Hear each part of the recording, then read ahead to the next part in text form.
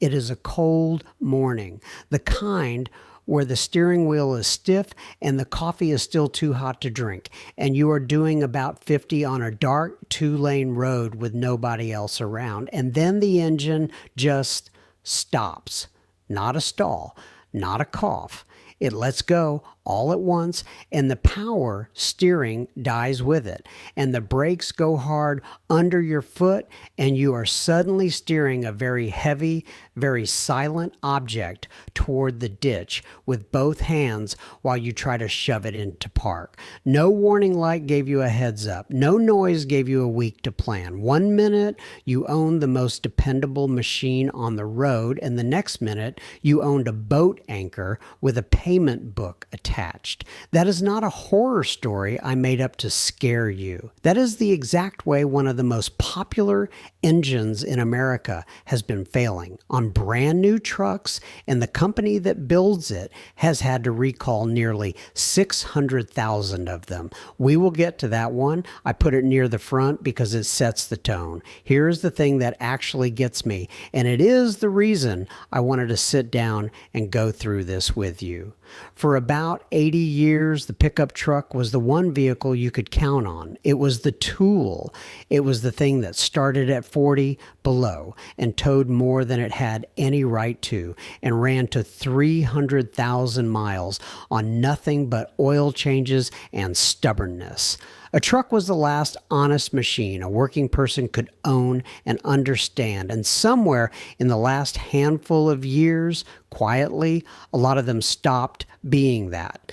I have had more of these engines apart on a bench than I can count, and I can tell you the failures are not random.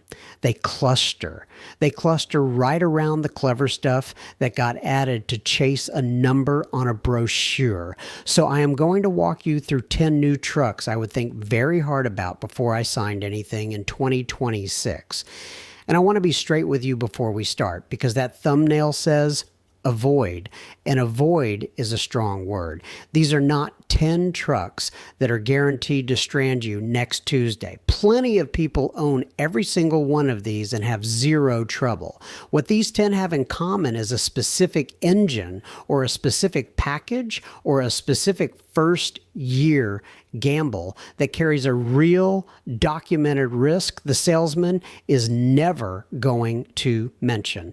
The honest version of this list is not run away screaming. The honest version is know exactly which build you are looking at. Check the exact number stamped in the door and go in with your eyes open. The one that should genuinely make you angry is near the end, and it is not the one you think. Stay with me for that part especially. Let me show you what is really going on, because once you see the pattern, you will see it on every truck on the lot. The old way to build a truck engine was simple and a little bit crude. Big displacement, low stress, a cast iron block you could drop off a roof, and not much asking too much of any one part. The new way is the opposite. Small engines making big power under constant boost, cylinders shutting themselves off to pass a fuel economy test, 10 forward gears hunting for the right one, little electric motors bolted to the crank, and software running the whole show. Every one of those tricks buys you something on paper, and every one of them is a new thing that can break. Think of it like an old hand crank watch against a smart watch. The old one is dumb. It only tells time, and it will still be ticking when your grandkids inherit it. The new one does 100 things, and it is brilliant right up until the day it will not turn on, and there is nothing you can do but hand it to somebody with the right tool. A truck used to be the hand crank watch. We turned it into the smart watch, and then we acted surprised when it started needing a specialist. Keep that in your head. Now let us count. Number one is the pair that started this whole conversation, the Chevrolet Silverado 1500 and its twin, the GMC Sierra 1500, specifically with the 6.2-liter V8. This is the big motor, the one people pay extra for, and it is the one General Motors recalled. The problem lives down in the bottom end. The connecting rod bearings and the crankshaft were coming out of the factory with debris in the oil passages and dimensions that were not right. And when a bearing lets go at speed, the engine seizes and you lose all power. That is the loss of propulsion I described in the cold open.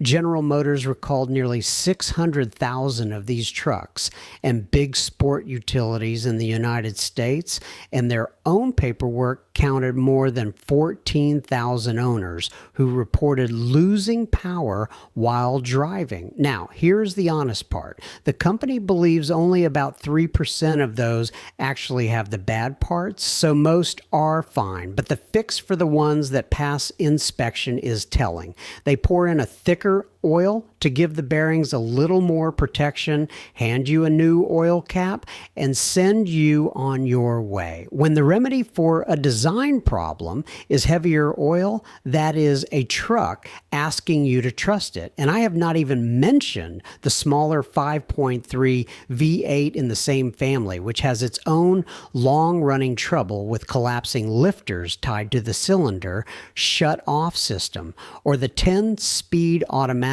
that likes to shift like it is annoyed with you. And if you think you can just dodge this by buying a year that was left off the recall, hold on. Late last year, the federal safety regulators opened a fresh investigation into these same engines in trucks built outside the recall window, after more than 1,000 more bearing failure reports came in, including trucks from years the company swore were fine. So the honest read is not that a certain year is safe. The honest read is that the bottom end of this V8 has a problem the company has not fully drawn a box around yet. Number two, and stay with the same theme, is the Ford F-150, America's best-selling vehicle. And I do not say this lightly, because when you pick the right engine, it can be a genuinely good truck. The trouble is, Ford will sell you several engines and they are not equal. The turbocharged EcoBoost motors ask a lot of small parts, and the 10-speed automatic behind them has a long history of harsh, clunky shifting. There was a federal investigation into over 1 million older F-150s for suddenly dropping into a low gear at highway speed, and more recently, Ford has had to recall newer trucks for a transmission machining error that could let the truck creep or roll when you thought it was in park. On top of that, Ford recalled just over 100,000 F-150s built across recent years for a rear axle bolt that can fatigue and snap. When it goes, you either lose drive to the rear wheels or the truck can roll away when it is parked without the brake set. And the kicker, the earlier version of that same axle recall left owners waiting more than a year for parts. And if you tow, pay attention to this one, because Ford also had to recall a huge spread of trucks. The F-150, the Maverick, the Ranger, the big Super Duty trucks for a trailer module that can lose communication while you are pulling a load and cut out your trailer brake lights, your turn signals, or even the trailer braking itself. That is exactly the wrong moment to lose your trailer brakes. Ford set a company record for the sheer number of recalls it issued in a single year. That is not a brand having one bad day. That is a pattern. So if you want an F-150, and lots of people should, my advice is find the naturally aspirated 5-liter V8 and keep it simple. That is the engine in this family I would trust with my own money. Number 3 is the Ram 1500, and I have to tell you, on the reliability surveys, this one currently sits at the very bottom of the full-size class. The trouble starts before you even turn the key. The keyless entry system on some of these quietly drains the battery overnight, which sets off a cascade of electrical gremlins and dead cells. There is a recall out for the instrument cluster going blank and not showing you your speed or your warning lights. Under the hood, the new Hurricane Twin Turbo Inline 6, the motor meant to replace the old V8, has been tied to melting catalytic converters and coolant sneaking into the intake, which is the kind of thing that ends an engine. And for 2026, the famous Hemi Viving 8 comes back, except the Hemi brings its own old friends, the lifter tick and the exhaust manifold bolts that snap off. Add a recall for a trailer brake module that can catch fire and a score at the bottom of the pile, and the Ram is a truck that looks fantastic in the showroom and asks a lot of you in the driveway. Number 4 is the Toyota Tundra, and this one honestly hurts to say because Toyota built its whole name on the opposite of this. The current Tundra, the one redesigned a few years back, dropped the old bulletproof V8 for a 3.4-liter twin turbo V6 they call the I-Force, and that engine has been failing in the worst way. The main bearings spin, the oil pressure drops to nothing, and the engine seizes, sometimes at highway speed. Toyota first blamed debris left in the engine during manufacturing, but here is the part that worries me as a wrench. Replacement engines have been failing the same way, which points less at a dirty assembly line and more at the design itself. Throw in a recall covering roughly 394,000 of these and related models for the backup camera going black and bed covers that could fly off at speed, and you have a rough few years for the toughest name in the business. Now, let me be fair, because fair is the whole point here. The newest builds, the 2025 and 2026 trucks, are showing noticeably fewer complaints, and Toyota looks like it is finally getting on top of it. So this is not a blanket runaway. This is make absolutely sure any engine recall on that specific truck has been completed and understand the history before you buy. Number 5 is the mid-size version of a problem you already met, the Chevrolet Colorado and its twin, the GMC Canyon. When Chevy redesigned these, they made one big decision that colors everything. There is only one gas engine now, that same 2.7-liter turbo 4-cylinder, doing the work a V6 used to do under boost all day long. General Motors had to recall some of these for cracked engine blocks, ran a separate program to fix fuel injectors flowing wrong, and the engine carries the same cylinder shut-off system that likes to stick its actuators and drop you onto 4 cylinders. Add carbon building up on the intake valves, which is the price of admission on a lot of these modern direct injected motors. And the independent surveys have been rating these trucks well below average for their class. On the safety side, these twins have collected a stack of recalls too, including a front camera that could falsely see an obstacle and slam on the automatic brakes when nothing was there, and a fuel pump lock ring that might not have been fully seated, which could leak fuel in a crash. It is a capable little truck when it is right, and I want to be fair, the base version of that engine is tougher than the high output tune, which spends its whole life leaning on the turbo. But it is a small engine being asked to act like a big one, and heat and boost are hard on everything. If you go this way, ignore that little oil life monitor on the dash and change the oil early and often. On a boosted engine, that is not fussing, that is survival. Number 6, and this is a good one to think about carefully, is the Ford F-150 F-150 with the PowerBoost hybrid setup. On paper, it is the dream.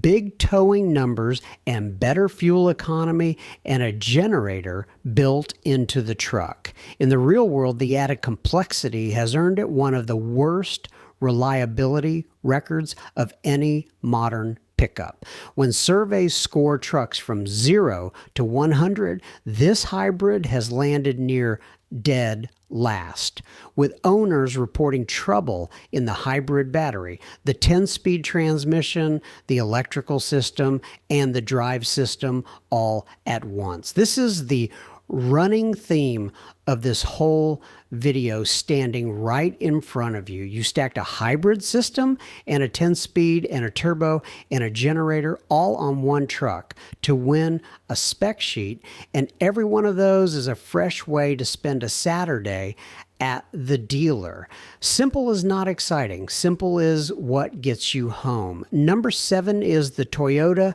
Tacoma, the 4th generation. And I want to handle this one honestly because there is a lot of nonsense about it online. The Tacoma was redesigned with a brand new turbo 4-cylinder and a new 8-speed automatic. And anytime a truck goes all new, the first year is where the bodies are buried. The early 2024 trucks had real transmission trouble, a solenoid or a torque converter part getting stuck and causing a hard jerk in the low gears, and Toyota has been replacing some of them under warranty. There have been recalls for a rear brake hose that mud can damage and for a drive shaft on a batch of trucks that could deform and break. Now, here's where I break from the clickbait crowd. Those transmission concerns have been settling down. The engine has not had anything like the Tundra's trouble, and most of these trucks are running fine. The real issue with the Tacoma is that the word bulletproof is doing an awful lot of unearned work. It is not the old indestructible Tacoma anymore. It is a brand new machine finding its feet. Buy a later build, not a launch one, and you sidestep most of it. Number 8 is the Jeep Gladiator, and this one is less about a single failure and more about a stack of quirks it inherited from the Wrangler it is built on. First, there is the death wobble, and that name is not marketing. Hit a bump wrong, and the solid front axle can send a violent shake-up through the steering wheel from worn steering parts and bushings, and it will get your full attention. Then there is the 2 battery setup where the little auxiliary battery, when it gets tired, quietly drains the main one and leaves you stranded with no warning at all. Add trailer wiring that likes to throw false brake fault codes, and the fact that the Gladiator is one of the most expensive ways to get into a mid-size truck for what you actually receive, and it becomes a very hard truck to recommend on the numbers. Some people love them anyway, and I get it, they are cool, but you are paying a premium and taking on the whole Wrangler quirk sheet at the same time. Number 9 is the Rivian R1T, and I want to give this one its due because it is genuinely fast and genuinely capable and a lot of fun, but it is also a first-generation truck from a very young company, and that shows up in the ownership.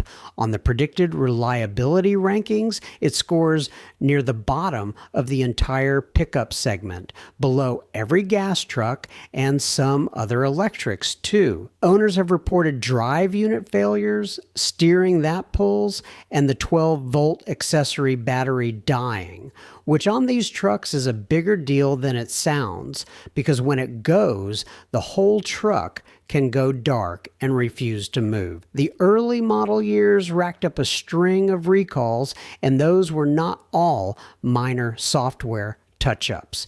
This is the classic early adopter trade. You get to drive the future, and in exchange, you get to be the one who finds all the bugs. If you buy one, buy it knowing that, and stay close to a service center. And number 10, the one I told you to wait for, is the Tesla Cybertruck. And I want to be careful here because the part everyone jokes about, the panel gaps and the stainless steel that spots with rust in a salty winter, is honestly the least of it. The powertrain underneath is actually pretty stout.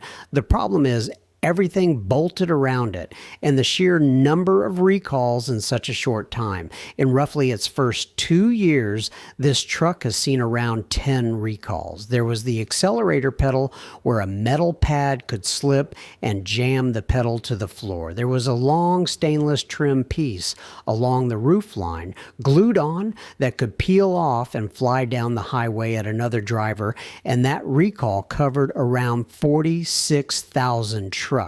Nearly everyone built in the first wave. There have been recalls for the front lights being too bright, for the wipers failing, for a drive inverter that could cut power to the wheels, and most recently for a wheel and hub problem where a bolt hole in the brake rotor can crack and let a wheel separate from the truck. Let that sit for a second. And on top of the recalls, this truck depreciates like a stone. Sales roughly halved from 1 year to the next, and a 1 or 2 year old example can be worth thousands less than new. It is a fascinating machine. It is also a first generation science project that you are paying to help debug. So that is the 10, and I want to stop counting now and talk about the thing underneath all of it, because if you only remember the list, you miss the point. Here's what actually bothers me. You notice where the failures live. Almost none of them are in the boring, simple part of the truck. Nobody is recalling the frame or the leaf springs or the tow hitch. The trouble is in the turbochargers, the 10 speeds, the cylinder, shut-off systems, the hybrid packs, the drive-by-wire, the software. Every single one of those was added to chase something. More power out of a smaller engine, a better fuel economy number to satisfy a rule, a bigger tow rating to win a comparison test. And I understand why the engineers did it. They are not stupid. They were handed targets and they hit them. But the bill for all that cleverness did not land on the company. It landed on you, because a big, lazy pushrod V8 you could keep alive in your own driveway with a socket set. A twin turbo direct injected motor with cylinder deactivation and a 10 speed. When that goes wrong, you are not fixing it at home. You are booking an appointment and you are waiting on a part that might be on back order for a year, and you are pouring in the thicker oil they told you to and hoping.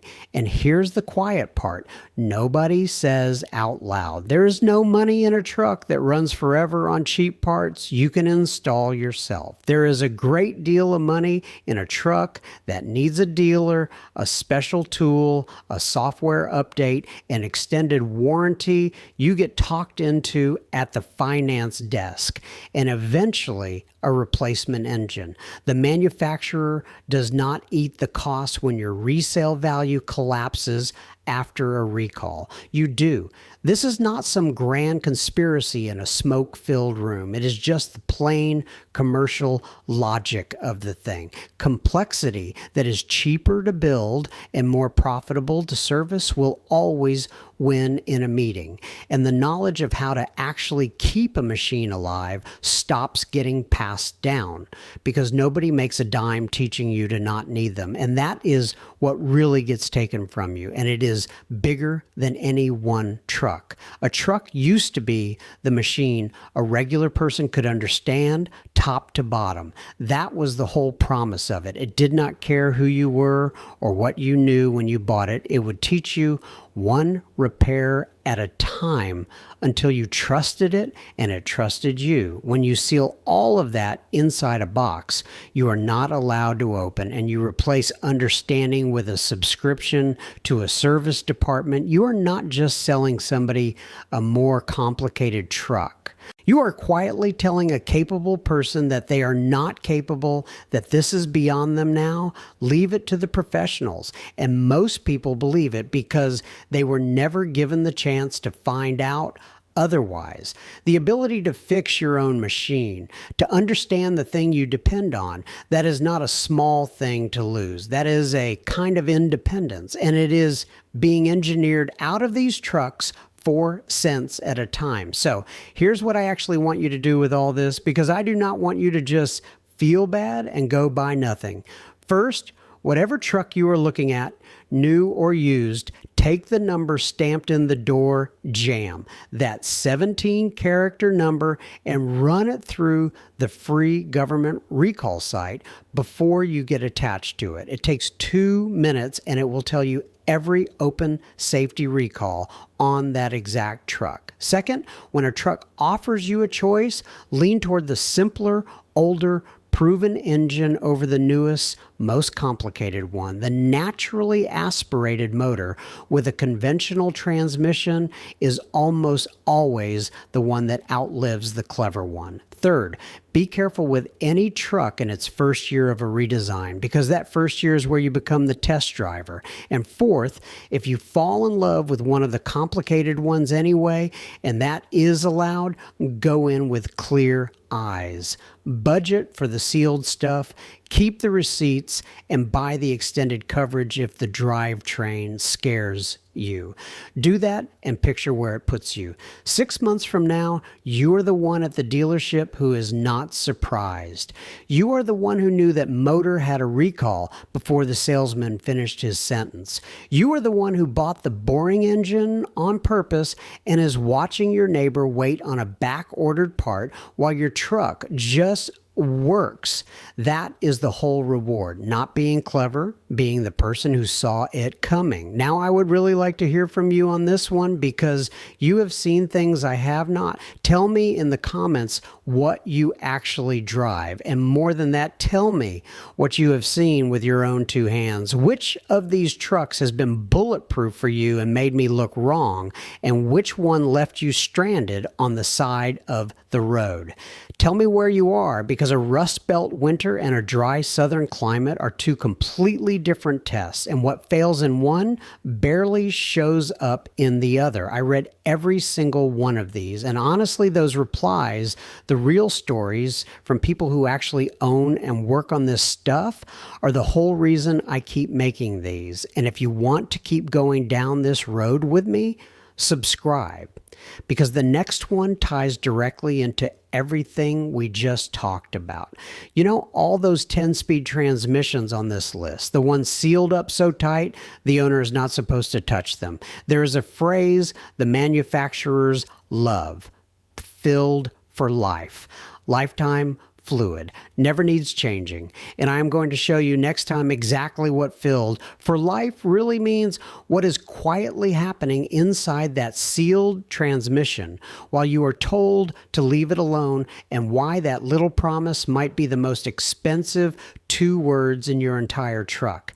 It is going to change how you look at that dipstick you cannot find. That is the next one. Until then, do me one favor.